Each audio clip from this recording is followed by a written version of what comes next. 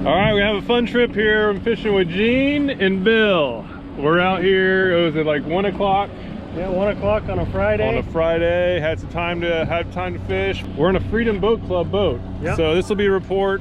No trolling motor. We have to, I haven't fished here in a while. You guys have maybe never been here? No, kayak only. Casco guy. So we're in foreign territory without a trolling motor, and let's see what we can make happen. Let's do it. So our goal this trip was to catch some snook, redfish, and trout. And we really, since we didn't have a trolling motor, we had to rely on the wind. So we were doing, this was the first spot, we were just letting the wind move us into the potential feeding zone. There was a little island there with some structure, and we were just making some casts. So this first spot didn't work out, so we made this quick move to a little bit deeper water, hoping to at least start on the trout category, and then we can move shallower for the snook and redfish. The trick is to get under the ladyfish. Yeah. There's got to be some trout there too. Yeah, another lady. So go on, bounce off the bottom. Oh, there. Oh. Yeah, usually the trout will be down below them.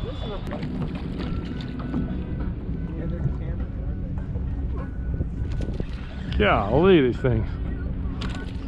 So this second spot was just loaded with ladyfish. I mean, no telling how many we caught there. Obviously didn't show them all, and we just couldn't get the lures deep enough to get into the trout that I thought were there. So we went ahead and moved to a little shallower zone, and there's this little deep little trough. And so we were fishing that trough, hoping to come across some fish. Oh, there we are. That's a fish. Should not be. That might be a trout. Trout. All right.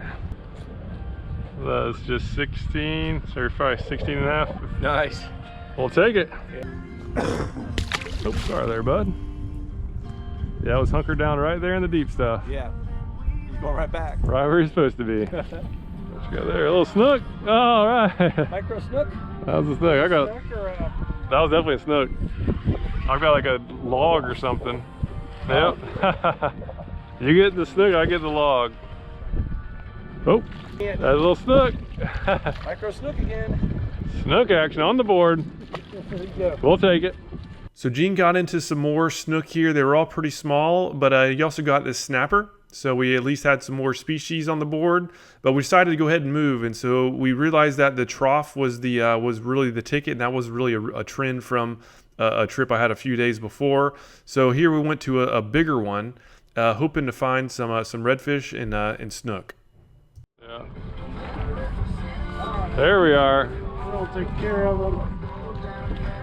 Oh. Even though it's small, it's about time I caught something other than ladyfish. But yeah, you know, it's amazing how dropping your bait by 1 inch. Yeah, absolutely. Dropping your bait by 1 inch. Oh, well, we almost doubled up there. Got one, yep. Another little micro. At least they're trout here. Yeah, these are fun, man. Yeah, absolutely.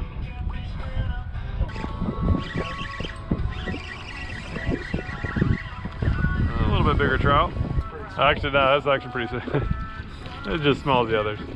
So nothing but some dink trout in this spot. Here the tides were still pretty low. The red box is where we were fishing, and totally flat. But anyhow, so we moved to some shallower water, and at this point I put on a jerk shad. Here's what happened. Oh, there you go. I don't know if that's a fish or not. Oh yeah, there we are. Yeah, be a red. Be a red. Oh, I think it's a snook. Shiny. Drifting up here in the shallows. I got him. All right, something on. Nice little snook. So conservation tip, check out what Bill's doing right here. So he's wetting the boat so that we can lay the snook down without messing up its outer coat. 22 pinch. We'll take it.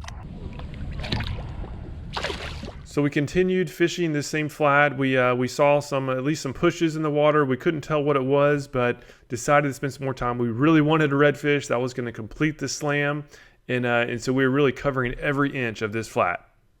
Where'd that thing go? It didn't look like it spooked off. I don't think so either. I think he just migrated to the left. Yeah. He moseyed. Probably hunkered down in one of these potholes. Yeah. Fish on. There we are, nice. Ooh, that might be the redfish. He's bulldogging you. That might be the red. He's bulldogging you. He's giving up. It's coming right at you. Yes.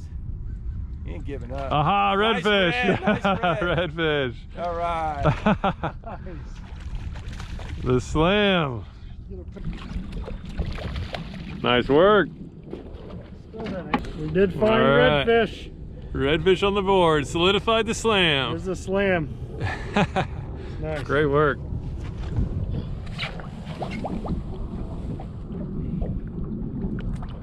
Who needs a flat skiff or good tides, right? There you go.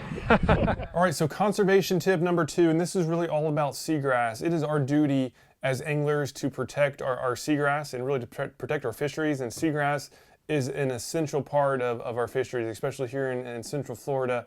And so when we are on any size boat, but especially these bigger boats, and especially in boats when you don't have the luxury of a trolling motor where you can get in and out with the trolling motor and you have to use the big engine, is just be very, very mindful to always trim up your motor and make sure that the blades are above the grass, not just above the bottom, but even above the grass. We don't want to be damaging that grass in any way. And one trick when you have multiple people on the boat like we had that day is that when you are about to move, have everybody get in the very front of the boat.